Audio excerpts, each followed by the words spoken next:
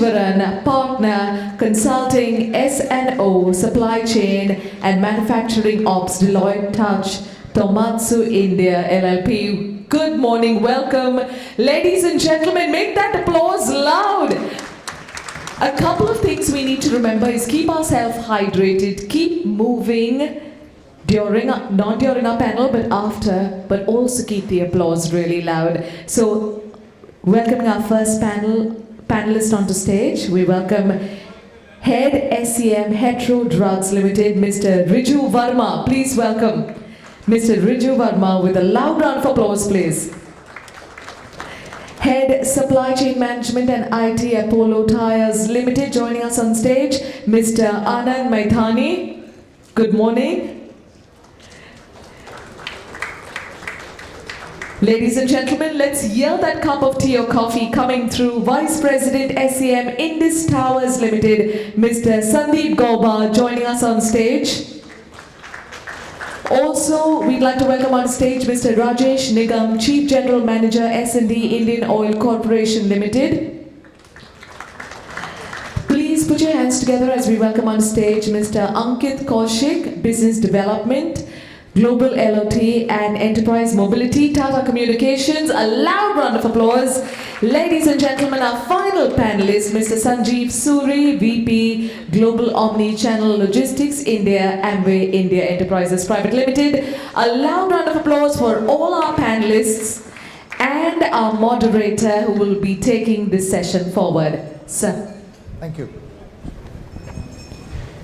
Thank you. Hello. Yeah. Sorry. Thank you. Thank you, ladies and gentlemen, and thanks for the introductions. I think we have a very esteemed panel here and a pretty interesting topic for us over the next 60 minutes for two reasons. One is, I think, the way all of us are here today, I think a lot of us are thinking about a here and now. Because there is a market in context, there is a set of challenges in perspective, and therefore we are all thinking about the here and now all the time, every time. And I could see a lot of conversations in the corridor, either over the phone or in person around that. And completely as an antithesis, we have a topic which is talking about transformative strategy, and that which is going to balance both near-term requirements, the here and now, as well as what's that people are planning into the future. That's possibly one very interesting dimension around this discussion, because I would assume that at the end of this conversation, we are taking away a lot of learnings from the panelists. And one thing that you would have noticed in the meantime is that everyone represents an industry segment which is very different from each other in terms of both characteristics as well as in terms of therefore challenges and opportunities. So we have Rajesh from an oil marketing company. We have Anand, who represents the automotive industry. We have Sanjeev from Amway, which is a pretty popular, direct marketing organization. We also have the pharma representation from Riju and from Sandeep. And Sandeep, we have the telecom infrastructure company, and from TCL with Ankit, we have a service provider view. So I think we have a pretty diverse set of activities that and industry specializations that we can leverage upon. So what I thought we will do in the next 30 to 40 minutes, I actually thought it was 75 minutes, and somebody said there is a good lunch, therefore we are making it 60 minutes, but good. So we'll break at 1. And what I thought we will do in this 1 hour to make it interesting for all of us is really ask our panelists to talk from an industry perspective as to what they believe are the big dimensions that they are addressing for the here and now situation, and at the same time really keeping in perspective the longer term view of the business, because I would expect them as business leaders and the designations that they have to not just think about today and tomorrow, but really think about the medium and in some sense the longer term. So that is point number 1 that I had requested them to talk about. We'll have some interjections in the meantime, we'll not make them comfortable. The second that we would do after that is we'll also talk about, what's on top of your mind, and I think it came up in the first session. I think that was what the summary was. We'll also talk about what they are doing from a digitalization/digitization perspective. A lot of us are interested in this either as service providers or as companies who are embarking on the journey, some of them short steps, some of them really long steps, waterfall, agile methodology, whatever. Therefore, that's the second thing that we will try to understand from them, and the focus area. So what I would request them to do is to make it a little bit more focused, rather than generally talking about digital, to say what big areas are you looking at? Are you looking at connected factories? Are you looking at supply side collaboration? Are you looking at plant maintenance? So I would request you to be a little bit specific on these areas. And the third pillar that we will touch upon would be, and therefore they just have 2-3 minutes each for each of them to do that. And the third thing that we would request them to touch upon is, in the near term, what are they looking at in terms of the operating model itself, which would be interesting. I think there was a video which was shown earlier where people talked about the operating model. So we'll also hear from them as to where they see the industry operating model to be. And for someone like me, who's an outsider to the industry in terms of having an outside-in perspective, I think one thing I'm able to see is that today we have supply chain leaders in the operations committee and in the executive committee, which was not there 5 years back. So just like what someone was mentioning in the in an earlier session, it's moving away from inventory management to really looking at supply chain optimization and therefore value add to the business. So these are 2-3 things that we will cover. We'll have some questions with them as they go forward. I don't want to eat into a lot of their time. So what I would do is I'll start by asking Anand. You're next to me and therefore easier to reach out. Anand, couple of things that you may want to sort of talk to us about. The September news for an industry where you are sort of supplying is not the best. You have commercial vehicles going down significant double digits, 25-30%, and they're a big consumer of your businesses, and the increase in gross weight is also not adding to the advantages that you have. With that in perspective, and you being the market leader in the segments that you operate in, what are those things that that the organization is really doing to keep themselves apart from the market? And two is, what transformative agendas do you have on the table? Are there big transformative agendas, or are we still discussing pretty tactical operational stuff? So two things, Ishwar. So there's downturn planning and there's downturn response. And if one were to look at downturn planning, so it's more an organizational level. So you can't divorce supply chain from the organization. So that's more, I think, from an organization point of view, and that's where, as an organization, we've made a conscious decision in the past itself, at the time of our policy deployment and our midterm plan, to focus on exports as a hedge against the domestic, whatever might happen in the domestic market. So at least as far as we are concerned, we have a natural hedge in terms of having the replacement market, which is close to 55-58% of our revenues, but exports was just a meager 8 or 9 odd percent, and that's something, as a conscious decision, we had taken a call in the past to move that from around an 8 to a 16% number. And so that's the downturn planning part of it, and we've consciously built our product portfolio to meet the requirements or SKUs which address international markets, because the SKUs or the type of tires that we run here in India are slightly different, or rather quite different from the ones that we run in many other developed as well as developing markets. So that's been something from a planning point of view, and then obviously supply chain has had to align itself to this strategy. So the supply chain capabilities and competencies are completely different when it comes to the export market versus the domestic market. It's an MTO versus an MTS that you have in the aftermarket. So completely different set of capabilities, or metrics itself change. So forecast accuracy is irrelevant. You're talking about response times rather than replenishment lead times. The entire SKU list that comes with an export order is completely different. The manufacturing setup times, the MOQs that you need are completely different, because what you are selling for the same size of tire, what you're sending to Brazil is different from what you're sending to Europe, is very different from what you send to Thailand. So Whereas in India, you could make the same SKU, have good batch sizes, so completely different set of competencies and capabilities required. And that's where we've done a lot of work, and this is the planning part of it. And then there's of course the downturn response when you actually see it happen, right? So while the planning is happening for some time and it's going at its own pace, you're not going to be able to accelerate that process. You just have to be prepared when the downturn hits. But then when the downturn actually hits is how you respond. And that's where you do the tactical bit. So the strategic bit is the planning and preparing yourself for a downturn. And then it's when the downturn hits is when you actually do your tactical things, which are apart from these long-term strategic capabilities that you are building or the calls that you have made. So, looking at your inventories, what are the quality of inventory that you are holding? Can you change your inventory management processes? So you're re-looking at actually literally every process that you have in terms of adding efficiency. A lot of people or smaller functions or smaller warehouses which never spoke about productivity, because it's a box in, box out, or a tire in, tire out operation. We started talking about productivity.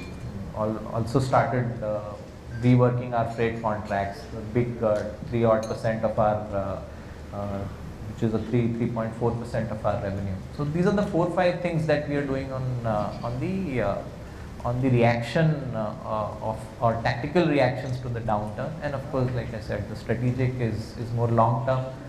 Some of them are in place, some of them will take time, and that's will be a natural hedge for the future. So some of your service providers are here, they need to take notice of that, huh? Yes. Going through a cost optimization exercise. But I think one interesting point that you said was really around two things, right? The downtime response versus the downtime planning. So the downturn planning is more longer term, and the downturn response is essentially where you bring in all the dimensions of inventory, productivity, and stuff like that. And I assume these are not cutting the corners, but really those which can sustain over the longer term. Absolutely. Some of them may be very tactical, so you do it, you take a step forward, and when things are good, you again go back. Some of them which are efficiency related, obviously, you realize you had a process which was inefficient. You have a lot more time on your hands if your utilization is 65, 70, 75%. So you look at each process with a microscope, and if you find a pot of gold, then you continue with it forever. So has the structure changed, or the structure is aligned to this now, or will the old structure continue with just some changes to roles and responsibilities, or you guys have a very different way of looking at the structure itself? No, so like I said, what is long term will continue, because that's part of a structural process on how we build new capabilities to service a new channel or a new market or a new set of customers. So that's an organizational redesign and capability and capacity building that is in for the long haul. And like I said, that's going to be a natural hedge forever for us. The smaller ones, like I said, again, these are tactical in nature. You ask everyone to look at their processes with a microscope, and if you discover something which is worthwhile and meaningful, and it merits a change in the org structure or a business model, you take that call, because you've never started with that end in mind. Perfect. Thanks, Anand. Raju, completely different context for you, right? For you, the India market is really not where your business is. You're predominantly an export organization. You're more bound by regulatory environments than anything else, and the way in which you'll have to deal with governments and with customers are very different from what we are talking about in India. So, from your perspective, I'm sure you would have had your own sets of challenges from or the opportunities in the global marketplace. What big dimensions of supply chain have they impacted? We keep reading about how FDA approvals are becoming far more stringent and difficult, and it's not the same game earlier, and the life cycle for generics have come down. So how are you guys reacting to that? And are there changes in the last 1 to 2 years that you have done which you did not do earlier? Yes, good afternoon everyone. just for the benefit of the larger audience, Hetero is a $1.8 billion pharma company among the top 10 in India. And as explained by Mr. Ishwaran, we are a predominantly export-oriented company. 95% of the revenues come from export. So Hetero has a network of more than 25 manufacturing plants, India and abroad. So in last 2-3 years, as the regulatory environment tightened, it forced us to look at the supply chain in a totally new perspective. Till now, planning was predominantly done by marketing heads or sometimes the owners themselves instructing what to be manufactured, when to be manufactured. Procurement was a separate cell, logistics was a separate cell. So 2 years back, Hetero embarked on the journey of realizing the importance of supply chain and to optimize it. Hetero embarked on the journey of introducing a full-fledged planning function, in which, let me say, that Deloitte did a wonderful job of implementing that in Hetero. So it took us almost 2 years to roll out a full-fledged planning function and institutionalize a SNOP system. Now that has given us, that has given the company a end-to-end visibility of what the demand is, what the next quarter of production would be like, and marketing would then know when and how much output they are going to expect. So this is one change that has come in. Now, because of regulatory norms, procurement is going through a lot of change, and the next step that Hetero would be looking after is professionalizing its procurement function itself. When I say how the procurement function will change is, till now, procurement was purely focusing at cost. Wherever you get a product cheaper, buy it from there. And in this process, not only Hetero, many pharma companies in India today have a single source approved for most of the raw materials. Management don't allow a second source or a third source because their QCs are busy, their R&Ds are busy, and it involves a certain element of cost. But the bulk industry, particularly the bulk drug industry in India, is predominantly dependent on imports from China, the key intermediates coming from China. So for the last 1.5 years, the supply base for the incoming raw material for the bulk drug industry has undergone a huge change. China faced a lot of pollution issues, labor issues, and other issues, which led to certain closures of many manufacturing companies, units, and those who survived also, because of their compliance to the new stricter norms that Chinese government implemented, the cost of intermediate shorter, which meant that the end product, the finished formulation tablet cost of Indian companies, whether we sell it in domestic market or whether we export, will go up. So procurement in pharma industry now is moving and will move towards clearly bifurcating the function into two. Strategic sourcing, and you may call it as indirect sourcing or transactional sourcing. So strategic sourcing will focus on cost, will always remain an important factor, but more than cost, e-sourcing leaders in our procurement function within supply chain need to focus on selecting the right vendor, carrying out proper vendor due diligence, financial red flag analysis, and all these kind of things before finalizing a vendor. That's one part. So sourcing is one part. Beyond sourcing, now that what the industry is now moving is into engaging the vendor. You have concepts such as vendor relationship management, vendor engagement, particularly vendors globally, they do less, but China it happened a lot in last couple of years that they would change the process of a particular manufacturing process. Sometimes they will even change their manufacturing site and wouldn't inform us. But within the pharma industry, because we export to regulated markets of US, Europe, and ROW countries, we are bound by very strict regulations. So sourcing is one part. We have sourced the product from a right vendor, identified, ended up signing your contract is fine, one step of it. Now what we need to monitor is, as I said, vendor engaging with the vendor on a regular basis to understand Is everything, is his health fine? Financially, is everything fine? Any environmental issues are happening or not? Has he made any process change within his manufacturing process? Because each of these things has to be transmitted live to our procurement team. Otherwise, once you consume that material and later on find out that something changed at the vendor, it's a 1 year plus cycle because of the regulatory norms that we follow. Coming to logistics, Ishwaran, logistics also is going through a big change, both domestic within India as well as on the export. Domestic front, let me share with my audience, the CDSO guidelines are anytime to be now implemented, and the guidelines are till now the pharma products within India moved in the normal trucks in the normal temperature. Come, maybe it may be 6 months or a year or so, all the drugs will be necessarily 100% be moving under controlled temperature. It means 0 to 8, 0 to 25, whatever is prescribed on your prescription on the drug, that is to be stored below X degrees. The manufacturer has to ensure that his product will move from his factory to the CNF agent and ultimately to the stockist under those norms.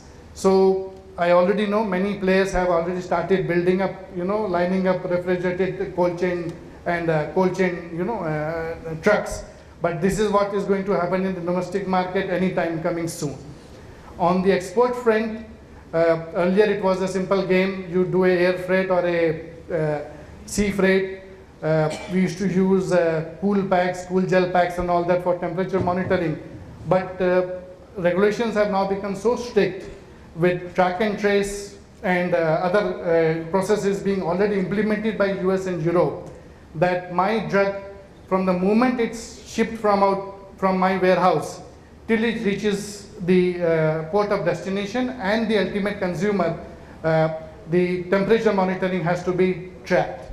So logistic companies, my piece of knowledge sharing would be that when you come to serve pharma industry, speed, cost, all that is one part of it, but GMP requirements and temperature monitoring and traceability, 100% traceability is the key, is already existing, but this will further tighten up as the time comes.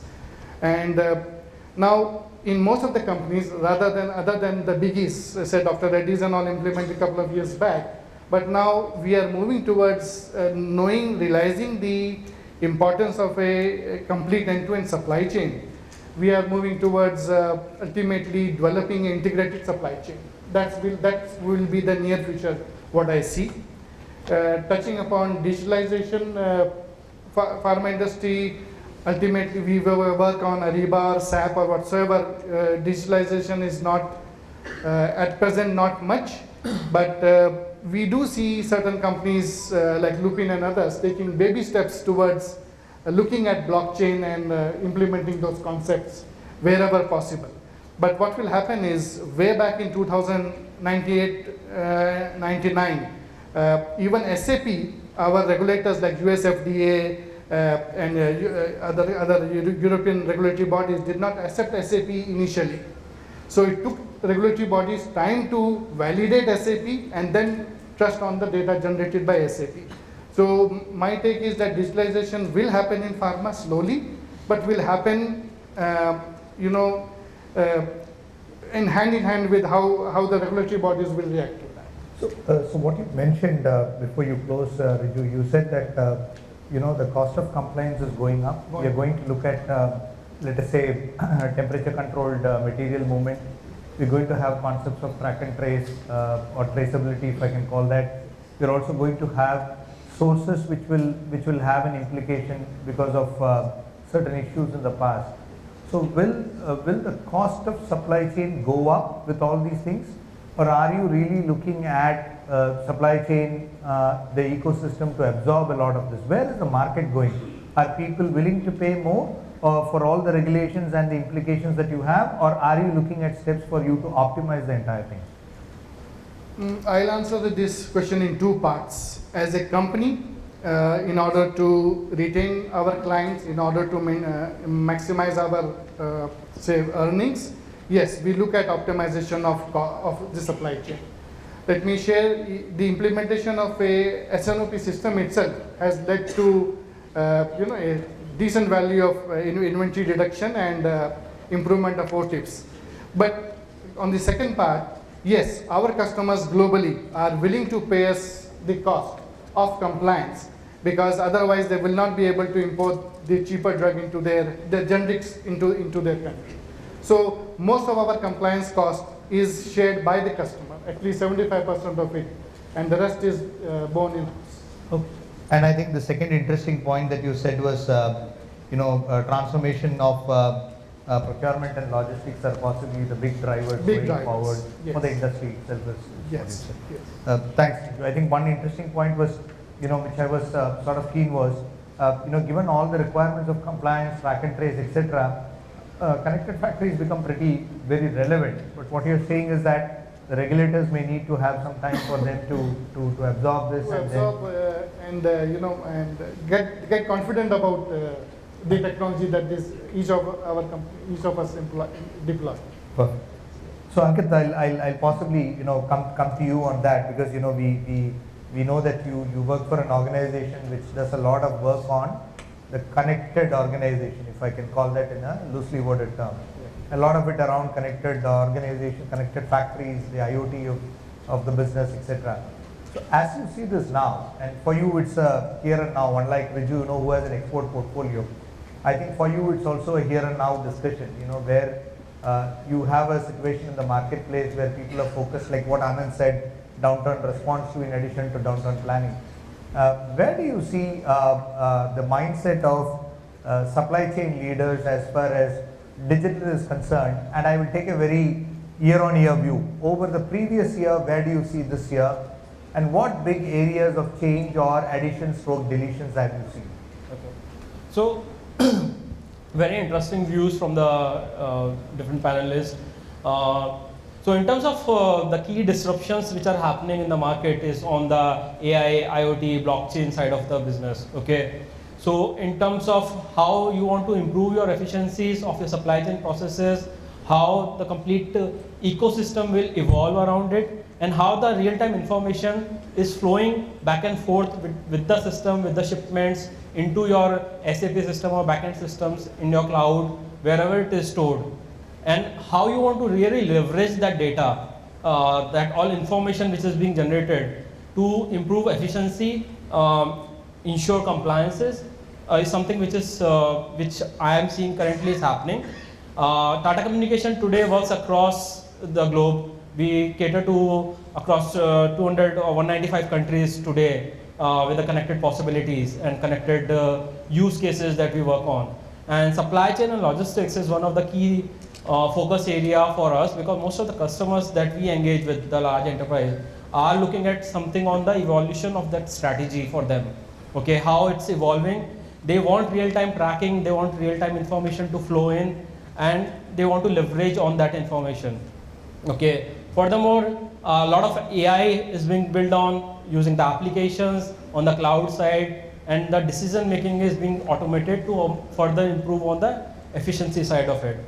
So that's one of the key things, and also taking cue from the pharma side of it, so track and trace, shipment monitoring, what's the condition of the good, real-time information, 100% compliance. So whether you are looking at a borderless kind of a thing where goods are traveling across international borders, and you are looking at multimodal kind of a transport logistics where rail, road, air or shipment or shipping kind of a multimodal things are in place.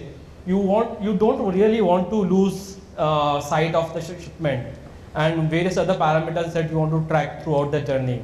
So that's where Tata Communication comes into picture. We are today enabling most of the companies on their connected journey, and one of the key elements to that is it's not just the connectivity and the real-time visibility that you are looking at.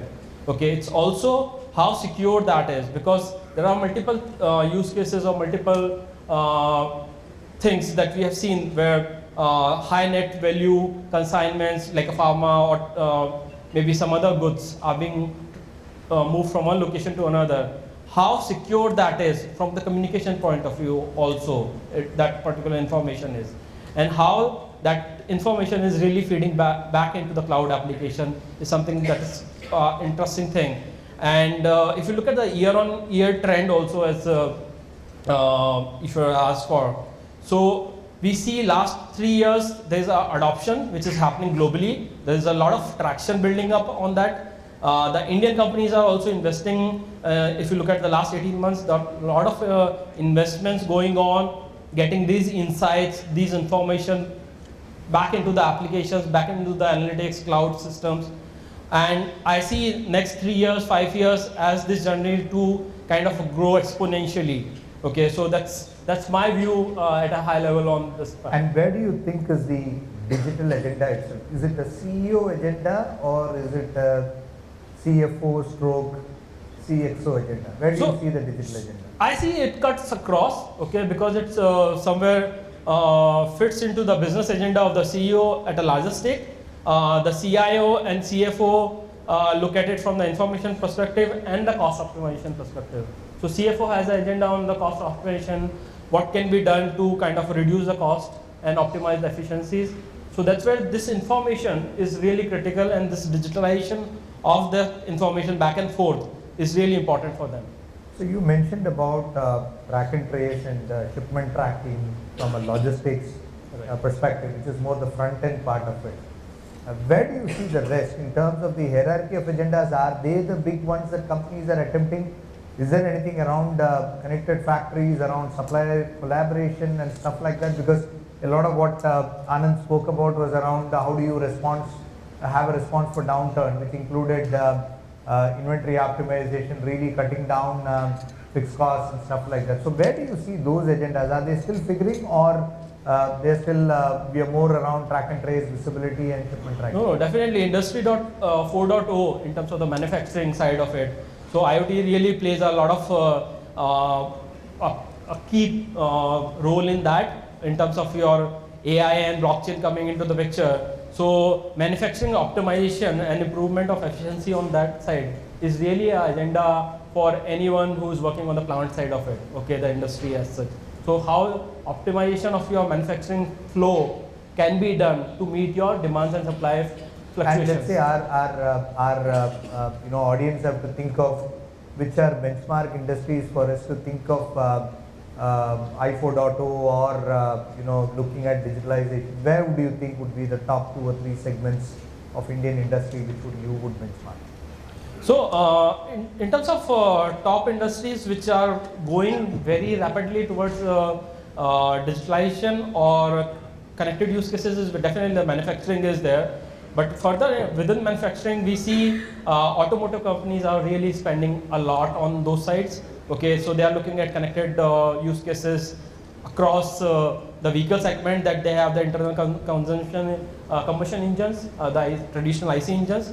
Furthermore, when they evolve towards the EV side of the business, is something that they are further looking at it as the growth potential for them. Then connected batteries, connected tires, EV stations, charging stations is all part of the ecosystem which is evolving, and where digitalization definitely plays a lot of role in that, right? So you think auto is someone who is leading the pack in terms of connected portfolios and deployment of in current state in India, if you look at it, I see a major traction from the automotive industry right now. Yeah. Thanks. I think that's good. I think one interesting thing that you mentioned was about artificial intelligence. Therefore, a lot of it would mean that the system will start learning as we go by and provide us with a lot of inputs. True. Once we have a lot of instances and sequences that go along the digital model. And Rajesh, I thought since there was a lot of mention around electric vehicles, and you represent one of the largest OMCs in the world. I thought we'll sort of talk to you around that. So you are in an industry which is obviously whether there is a sentimental downturn in the marketplace or a real downturn, you have a demand which is to be fulfilled, right? Everybody has to drive and everybody has to consume and everybody has to use this for many other purposes. And on one side, there is obviously the current demand which is there. On the other side, there is also a movement away from fossil fuels, and therefore, there is a alternate movement to demand, be it in terms of sources as renewable or in terms of the end-use segments itself. How is the supply chain of Indian Oil reacting to that? Or when I say Indian Oil, I mean oil marketing companies. Has something changed in the supply chain to react to this, or is it business as usual where we are still looking at what the trends will be and whether the mega trend will phase out over a period of time? Where are you? Thank you, Ishwan. Good afternoon, ladies and gentlemen. Let me first thank Kamakhaji to making me a part of this 13th edition of Logistics Complete and to be a part of this eminent panel. I belong to around 30% of the energy basket of the country. Generally, if you see the energy basket, 45% is the coal, 25% is oil, 5% is natural gas, and 22% is of bioenergy, and rest is this thing. So we are in the segment of around 35% of the oil and gas industry, and India as such is the third largest consumer of energy. Not only the third largest consumer of energy, it is the third largest consumer of oil and third largest importer of oil. The country's 33% of the import bill comes from the oil imports. So it's a huge gamut for which the industry along with the Indian Oil, HPC, BPC and others are meeting the demand of the country. The leading contributors to this demand is basically trucks and cars, which constitute around 50%. Then balance is around aviation fuels and shipping requirements. And then there comes around petrochemicals and renewables. So having this as a background, which are the drivers for the oil demand, we have seen 30 to 40% growth of commercial vehicles in last year. But since June 2019, there has been a downturn. The 30-40% growth has gone to negative, and as of now, it is around 30 to 40% negative growth of commercial vehicles. Now, this is one thing which is affecting our supply chain, because we have already procured the crude, we have already procured the supply lines for meeting the demand. The HSD demand, which was growing at 4 to 5%, is now around 1.5 to 2%. Now, HSD demand is around 50% of the fuel consumption of the country, and that drives also the GDP of the country. Having seen that, before I go into the other things, I would just like to mention, though Indian Oil is a public sector undertaking, but it is ranked 117th in Global 50, Fortune Global 15. And this year, our CEO, our chairman, Sanjeev Singh, has been ranked at 62nd on the global top 100 CEOs of the country, which is more influential. So if that is there, then there is a vision with him, which we are driving, and not with him, with the whole industry, which he drives the industry. Now, two things which are happening, which will happen in this near future, is the commitment which our Honorable Prime Minister has given in the just concluded UN Summit on Climate Change. And two things which is happening would be conversion of BS4 fuels to BS6 fuels, and use of MARPOL grade IFO 2020 with 0.5% sulfur. Now, as we all use this oil and petrol, diesel and all that, these have got some sulfur elements, and these sulfur elements create a lot of unwanted hydrocarbons affecting our automobiles, and these sulfur also generates some particular matters that affects the air purity of the country. Now, as of now, the BS6 what we talk is basically coming down to 10 ppm sulfur, 10 parts of sulfur per thousand of sulfur in the fuel. Now, how does this matter? This reduction of fuel, which as of now what we are having BS4 fuels, which is of 50 ppm, will really help to eliminate the emissions and the quality, and will help to improve the quality of the air in after this thing. Now, we have already as per the auto fuel policy, we were to implement this as of April 2020. But as per the requirement of MoPNG, we have already implemented BS6 in National Capital Territory of Delhi, and as of 1st October, we have implemented in NCR. So the need was, during the months of November, we see lot of burnings of crops and pallies near around Delhi. So this will help in bringing down the pollution level there. What next? Now, when we go for this BS6 fuel, now we are looking at the alternative fuels like introduction of natural gas, CNG, EVs, with what we are talking about. Now, all these are having an emission of less than 10 ppm sulfur. So once we are in a BS6 regime, post March 2020, the influx of EVs, and then we are also coming into in a very large way of introducing natural gas, piped natural gases, ethanol, methanol for introduction of that to reduce the import bills. This will really help improve the quality of the fuel, quality of the environment. And for this, what we have to do, now let me just share you the mammoth of the infrastructure, what we have to convert. As of now, we have around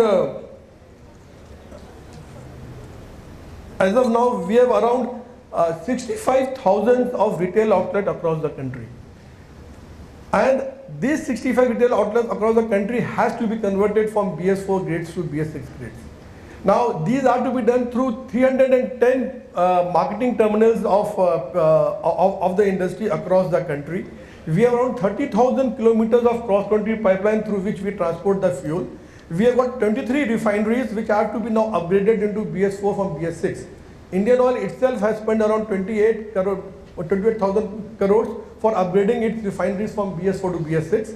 And apart from that, we have around 30 ocean moving vessels which would be transporting this fuel, and around 220 railway wagons which would be moving around. Now, this is the mammoth of the conversion which would be taking place from BS4 to BS6. Now, this is a huge challenge, and we have to meet the target of 1 month before, as of the 1st of March 2020. And we as an industry have chalked out a detailed plan.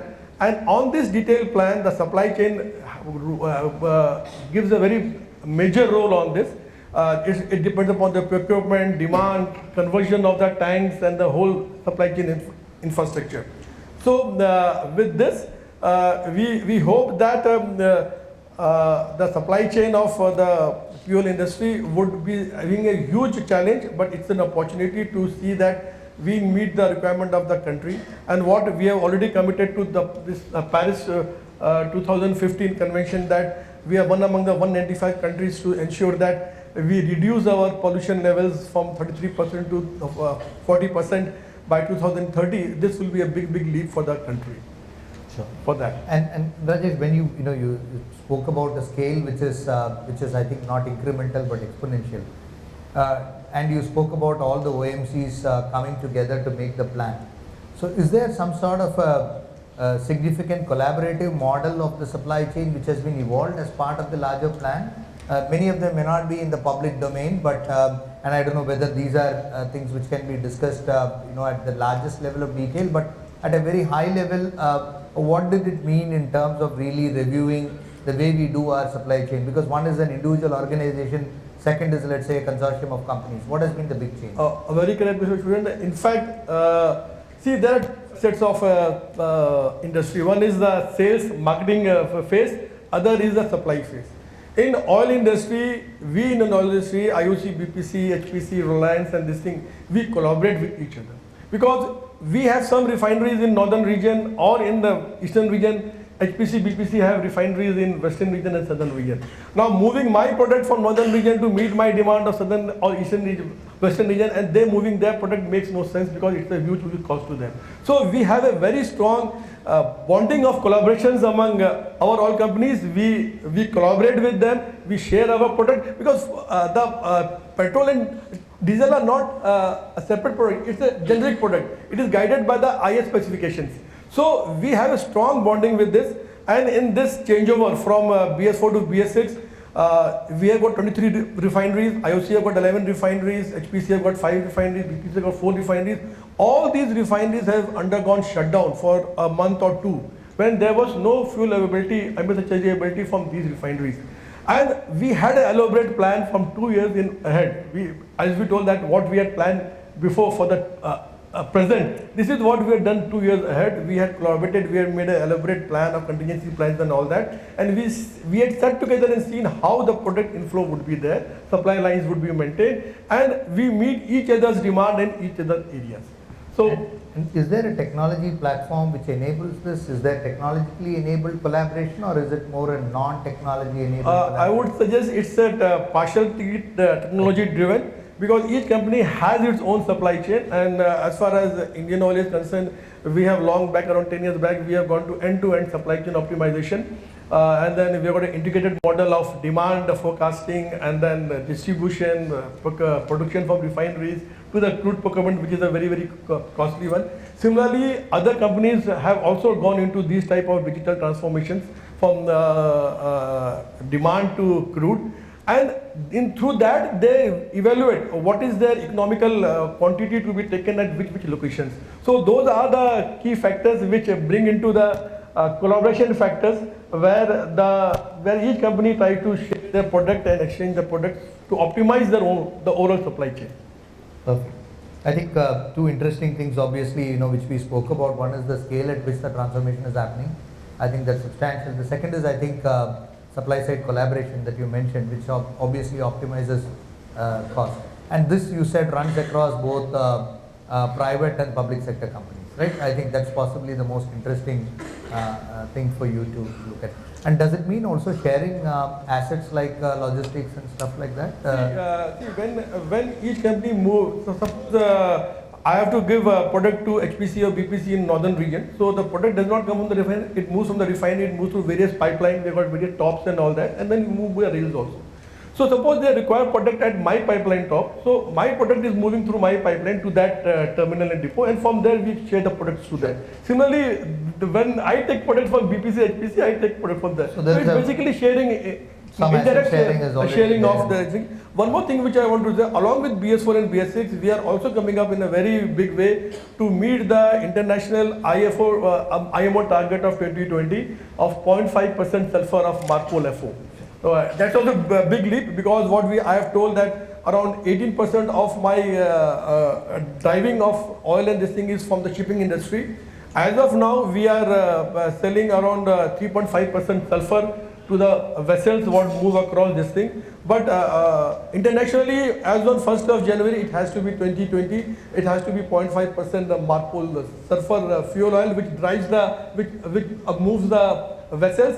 And we are geared up with that. We have already produced this quality of fuel from Koili, and we have moved the product to Kandla, where we have made an exclusive infrastructure for that, and from there we will be moving by vessels to various ports where we have to supply to the MARPOL international vessels. So these two initiatives, what government has also made, we are trying to ensure that by 2020 the country is geared up for this. There's a lot of activity in the supply chain with oil companies. That's a message for people. And Sanjeev, coming to you from there, you represent an operating model which was possibly unique when it started off in the market, and today obviously evolved to a size and scale where it is, I think, replicated by multiple people, either by core organizations or by competitors. And obviously, not to the extent of reduced requirement of regulation, but I think there is a pretty regulated environment in which you work your business. So what would be the 2-3 things from a supply chain perspective that are unique? I think most people know the operating model, but what do you think are the 2-3 things which are pretty unique about it? Thank you, Ishwar. I am from Amway, and Amway we all is into direct selling industry. Now, when we look at direct selling, which is quite different, we are working from the point of view of the customer, because one vision which we have, and that is what we are trying to work on, is how to improve the experience of the customer in terms of delivery. So how do we ensure that the delivery is better?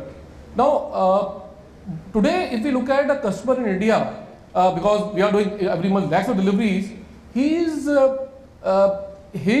always today comparing his experience against Amazon and Flipkart. So that is something which we feel is happening, and this is a major change which has happened in the last few years, where earlier the customer had a very different experience, and companies could get away, I'll put that way, But today, a customer, whether if we are talking about a customer in a village or in a small town or a metro city, they all have a very different exposure. So they say, okay, I am able to get in so days and so experience, so why can't you provide it? Now, that is something which we as a company understand, because we are into direct selling and we have the customers at all nook and corner of country. So that is what we are as a company we are having focus on and we are working on. So towards that end, what we have done is, first we are working on how to use technology to set it right. So whether we are talking about having the right WMS in the warehouses, integrated systems, ERP, so that is what we all have already set in. Next phase what we are talking about is, and what we are already doing is, in the warehouses we are using Pictolite, which helps us to make the picking and the packing faster, efficient and in time. That is one thing which we do. Second, we have already gone for track and trace, where a customer, he used to say, what they used to do, they used to call the call center. We had a call center. So this call center, what happened to my shipment? We felt, why should he call the call center to ask for shipment? And this already is there, Flipkart, Amazon, where they get a SMS. So we went for track and trace, where at each stage of the order, he is able to know, and our call to the call centers have gone down drastically. So that is the way in which we are using the technology a lot better. Last point, which we are also using the technology to solve the problem, is that we are, and everybody talks about digitalization, so that is what we are also going to do, and we are integrating our front end and back end both. So we are working on our front end, the website where the customer can order. He don't need to visit shop or office to order. So he already is ordering, but we want to increase the experience. So what we are trying to do is, we are trying to benchmark ourselves against the direct selling company in India, as well as the e-com company. So that is, which is giving us lot of direction, energy, which helps us to move ahead. Okay. So I think one big change in your discussion is that it's a lot of tech enablement right at start. Yep. Maybe much younger company and therefore, earlier to adopt. And how secure is the supply chain itself? Because in your business model, one of the big issues that you would find is proliferation of the portfolio is pretty high in the hands of the consumer, because you're following a direct marketing model, and then people have an access to the product much early in the value chain, unlike many of the others who have dealers and distributors and retailers.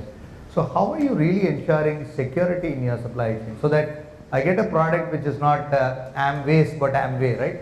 That's something that I need to get. So how do you do that? Yeah, this point is very right. Actually, if you look at the direct selling guidelines of India, the material which you sell has to be through direct sellers. What we are doing is, the challenge we have been facing sometimes is our products are getting sold in retail shops like chemists, which are not allowed. Second, sometimes in the e-com companies where it's not allowed, is also getting sold. Plus, when it is getting sold through the unauthorized channels, there is also a point of what you are talking about, that is it right, is it a product which is untampered and which is correct, because we are dealing in food, nutrition, etc. also. So what we are doing is, we have been taking a lot of initiatives in terms of the packaging. So one thing which we have already done is, 70% of our SKUs which we are selling in the market have the barcoded serial number. So each, if you are talking about a toothpaste which you are picking up of Amway, Vista, so each toothpaste has a unique serial number, which we are able to track it, that which is the ABO, our distributor or a customer to whom we are sold. So we have that in our system. So that is one thing which we do. Second thing which we are also doing is the barcoding which we are doing. We found that sometimes barcoding was getting tempered. So we have multiple legs of barcoding. Just to say, invisible, visible. So the people are not able to temper it all. So that is what we are trying to do, and we have invested a good amount of money in our manufacturing line. We have a plant in Madurai. So what happens is, there we are able to, the moment we get a feedback from the sales and the legal cell that this product is getting affected, so we are able to change and modify the process to ensure that it gets captured. This would be interesting thing is invisible barcodes are interesting. Yeah. Yep. Wonderful. I think so people will not know, but this is something which we are doing it, and this is something which is very, very important to take care. perfect. And Sandeep, I came to you last, but two things, and I think most people may not know. I think that your organization is a Deming Prize winner. Yeah. I don't know how many of them know. And second is, I think for an oil marketing company, I think you are possibly one of the largest consumers of oil in the market, right? Yes. So with those two, sort of takeaways in perspective. And your organization is pretty unique, right? In most cases, across the spectrum, we spoke about a very integrated layer of demand, manufacturing, supply, distribution. You are actually in the cusp of actually sharing resources between companies in an industry which is possibly really stretched for profitability, really stretched for capex, really stretched for significant changes in technology. So from a supply chain perspective, and you obviously are in, I would assume, in a more collaborative model with companies rather than, so it's more cooperation rather than competition. Right. So how does supply chain fit in, and any big nuances in the supply chain that you would want to highlight to us?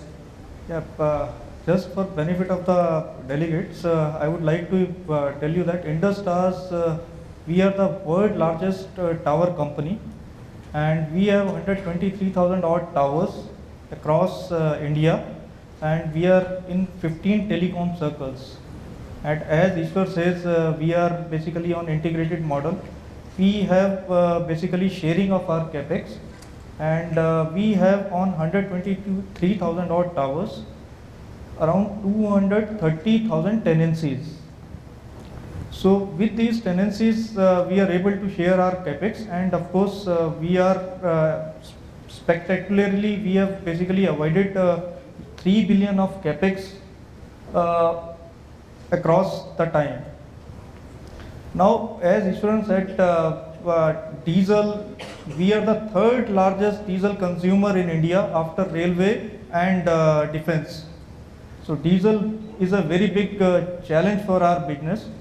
For long-term perspective also, we have basically set our BHAG 2021 that we will be zero diesel company. So in this journey, partners are playing a vital role. We call business partners, we don't call them vendors. So we have a very good philosophy that we don't call our infra service providers as well as infra suppliers vendors or suppliers. We call them business provider and partners. Now in this journey, with the help of our partners, what we have evolved that we have started moving from indoor sites to outdoor sites. Particularly at indoor site, we have genset, we have EB connection, we have batteries, categorically for the energy. And we have ACs to maintain the temperature of the site. And these are very essential to give you the signals and all that. Now, what our partners, when we working with our partners, we decided that let us bring some technologies and move from indoor to outdoor sites, which means that we will remove the AC from our site and we will bring some temperature efficient equipment so that they can withstand with the environmental temperature. And in this journey, when we started working until today, we have converted more than 75% of our sites to outdoor. And out of that, 53% of the sites are like that, we don't require diesel at all. So we have achieved so far. And second, as far as taming price is concerned, which you mentioned, we are the first service industry in India who got the Deming Prize last year, and globally we are the 5th industry in the world who got Deming Prize as far as service industry is concerned.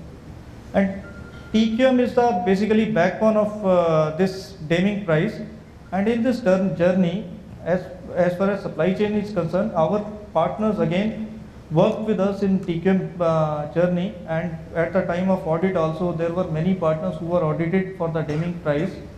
And what we got that, because again operational excellence is one of the key factor, so our partners were doing preventive maintenance or reactive maintenance.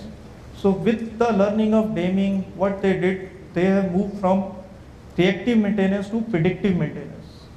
And in this journey, like we used to monitor 99.95% uptime. Instead of that, what we have started monitoring 100% of site meeting 100% uptime. So these operational excellence within the system has helped us to serve our customer in a better way, because telecom is going through turmoil, we all know that, and with these efforts we are able to reduce our cost, OPEX cost as well as CAPEX cost. And one more step that we are taking in the terms of digitalization, like many people are using customer platform. In digitalization, we started using the customer platform 10 years ago. We developed a portal that is iSmartCube, which work with our customer. We share our data, we get our orders on that portal. Over and above that, what we started, we developed an app to monitor our operation, and my all partners are having that app. All partner technicians which are going to the last mile, they are having that app. Everything from infra, from PM services, from any CM services, everything is being recorded at that app. With that, we are able to monitor what is the performance of my site at given point of time and overall. Not only that, we have developed IoT modem. We are basically installing at site, and we are connecting all our equipment with that IoT modem. And we are able to get real-time data. And in that IoT modem also, we choose new startup instead of matured company, because we thought that they can work in a better way, they can come with new ideas, and we got very good success in that. And we have optimized our cost also, and we are able to optimize the solution. We are able to get the better output from that system. So sir, just a couple of questions. I know we just have a minute left, and I'll have some closing comments from everybody. But you mentioned two things. You mentioned that you have about 230,000 sites across. How does supply chain risk come in place? Are there big risks? I know that a tower can sway. There is natural disasters. So how do your guys really react on supply chain risk? So certainly there are big challenges, because all these sites are scattered, and our assets are also scattered. So to maintain our at one point of time, we were not knowing what is the actual asset at my particular site. So what we did, that we did QR coding of our products, all the products at our sites. Now we know at particular site what type of asset I have, what type of inventory I am having at site, and what is the basically product life cycle of that thing. Now with that, what we have done, that now, because we are a service industry, and we have to basically, there is a life of the product, we have to change the product at particular site. Maybe there is some upgrade because of new tenancy addition, or there is the shelf life is going to end for the product. So what we are able to do, that with QR coding, we are able to send new product, and we are able to trace the product which need to come back. So this has certainly helped us, QR coding has helped us to optimize the inventory at our warehouses with the scaling of our business, as well as we know what is going to happen at my site after some time. So certainly we are able to manage our CAPEX as well as OPEX cost. Wonderful. So I think any closing comments from all of you? I think we spoke about digital, we spoke about what you see as the future in your industry. I think, in my view, I think there are three big themes which are coming out discussing with all the panelists. I think the first thing which is coming out is, I think everybody is not just focusing on the today, but there is really a set of activities that they are doing into the future. A lot of them linked to technology. So technology seems to be a big adoption area. While it is some sort of a motherhood statement, I think there are specific areas that people talked about. Be it looking at QR codes, or being really looking at track and trace, or looking at, let's say, invisible barcodes. I think there are enough examples for us to say, I think there are very, very unique technologies that people are trying to look at to their industry. Second is, I think the name of the game is about artificial intelligence, machine learning. I think a lot of you spoke about technologies that you are implementing where the machine learns by itself, and therefore able to provide you with far more inputs than what it is. And third, I think the overbearing impact seems to be regulation. So I think there is a lot of regulation which is coming everybody's way, and everybody is reacting to it very differently and to their own unique industry situations. But I think regulation is something on the supply chain agenda that seems to be forthcoming from everybody else. So I think these were big points that we had from everybody. And if there are any questions to the panelists, we are 2 minutes on overtime, so maybe I can take a little bit of a minute more. And any questions to the panelists, we can have a couple of questions today. I'll just add to what Yeah. I think the barcode what he told was one of the most takeaway which I would be taking it from him. As far as digitalization and technology is concerned, we have around 125 marketing terminals across the country, and out of that 110 is smart terminals. When we talk of smart terminals, it's always smart means it has to be digitalized and everything. Now, earlier there used to be people there who used to check the TTs going inside, then loading and what is to be given and all that. We have transformed the whole thing with nobody there in the terminal to do. All these are being automized through digital transformation. The retail outlet fellow will have to give the indent through the SMS that goes into our system. The truck will come then, and all these trucks are electronically locked. Earlier there was a lot of privilege was there. The moment it comes into our geofencing, he will get an OTP, then only that truck locks can be opened and can be filled.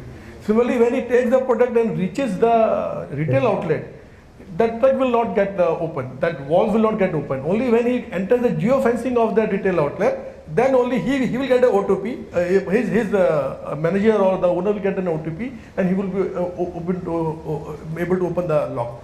So these are some strong interventions of technology what we have brought in, and this has brought in a lot of transparencies in the system. Like when we earlier what the system was on manual mode, this has brought a lot of transparencies in the system. This 135 locations, what I am telling, had its own location where the own S&D officer used to allocate the TTs and so there is a lot all of that. So those we have slowly transformed into, we have got around 15 state office, so it was being monitored from there. Now the whole countries, we load around 30,000 TTs per day. The whole thing is automated across the country. There is no one doing that thing, and we have kept only 2 officers in 2 shifts to just take care of the aberrations if some problems are there. So the whole thing is now automated, and this is the benefit what we get of digitalization and introduction of technology. Perfect. Thank you so much. Thanks everyone. I don't know if there are any questions, but I'll leave it to you. Thank you very much. So, ladies and gentlemen, due to a paucity of time, we will take, one closing question. See, for pharma industry, the track and trace is a most important factor at this moment it is going on. How you are going to address for the Russian track and trace system? To be honest, I don't have information on Russian market as such. Maybe I have to get an update from a regulatory guy. Because see, already FMD and DCDA has already implemented. People are already going through that. Even blockchain is also implemented in pharma industry in certain areas. But Russia is a typical where we require, because they got their own system, they are not with GS1. So this is a challenge and they want to implement by January 2020. Okay. 2020. Russia is a challenge. new market for Take it us. offline. Yeah, It's I'll not a discuss big with you market for offline. you, so maybe you're It's not- a very new market for Hetero actually, so I'll take it offline. Thank you. Thank you very much, sir. Ladies and gentlemen, Thank you. we'll come to the end of this panel discussion. I know that there was a lot more that could have continued in the way of questions coming forward, but we'd like to say thank you to our moderator and our panelists. We request our moderator to please do us the honors and present a beautiful memento to each one of our panelists. Mr. Ishwaran presenting a memento to thank Mr. Riju Verma from Hetero Drugs. Thank you very much Thank you, Raju. for joining us this afternoon. Thanking Mr. Anand Maithani from Apollo Tyres. Thank you. Thanks, Anand, as always. Also Mr. Sandeep Gauba from Indus Towers Limited. We'd like to thank Mr. Rajesh Nigam from Indian Oil Corporation Limited. Mr. Ankit Kaushik from Tata Communications. And ladies and gentlemen, Mr. Sanjeev Suri from Amway India Enterprises Private Limited. And as you put your hands together for all our panelists, yes, we'd also like to thank Mr. Sanjeev Suri. Thank you. We want to say a big thank you to our moderator. He made sure that the knowledge kept getting shared. Please put your hands together for Mr. P.S. Ishwaran. We request Mr. Riju Verma from Hetero Drugs to thank our moderator with this beautiful plaque. Mr. P.S. Ishwaran from Deloitte Touch, Tomatsu, India. Thank you very much for your presence, for moderating this session. Let's have a group photograph with all our panelists. Thank you very much. Ladies and gentlemen, as we close this panel discussion, we're going to invite you to join us for the next panel discussion.